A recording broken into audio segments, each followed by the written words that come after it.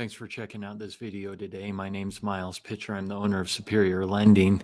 I often get a question from clients whether they are purchasing a home and have some extra down payment funds, or maybe they have a seller who is willing to give them a credit either towards buying down their rate, or the seller's willing to lower the purchase price. The question always comes up, which is better? Should I buy down my interest rate, or should I put down a bigger down payment? So that's what we're going to look at today.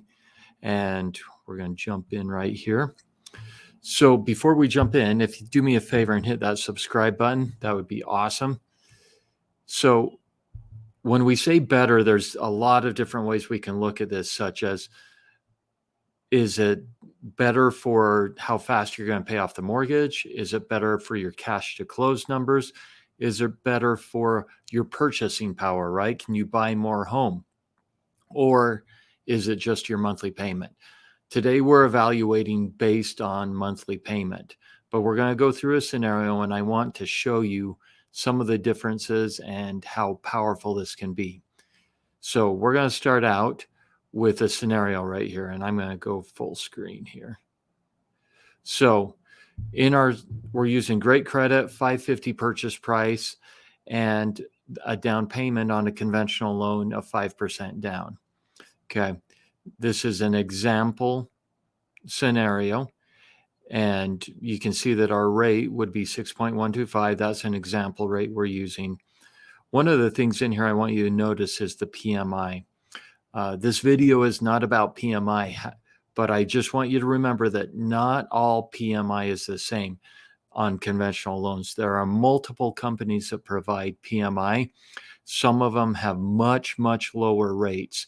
I have a client right now who we priced out with two different companies, and the company we're going with is half the price of the other MI company. So it really does matter. So make sure you check with me on your PMI rates, and we can get you numbers on those. But you can see where our total monthly payment is. We are not factoring in taxes and insurance because they will be the same on any scenario. Let's look at what if we took and bought down the interest rate using $5,000. That would allow us to move from a 6.125 down to a 5.875.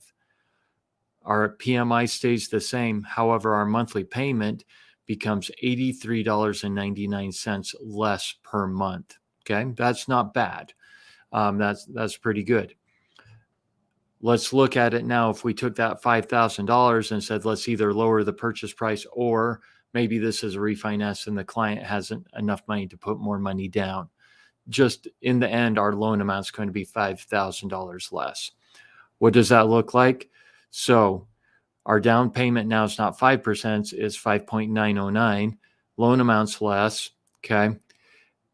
We use that $5,000 for that purpose. Our interest rate's back to the 6.125 because we did not buy down the rate.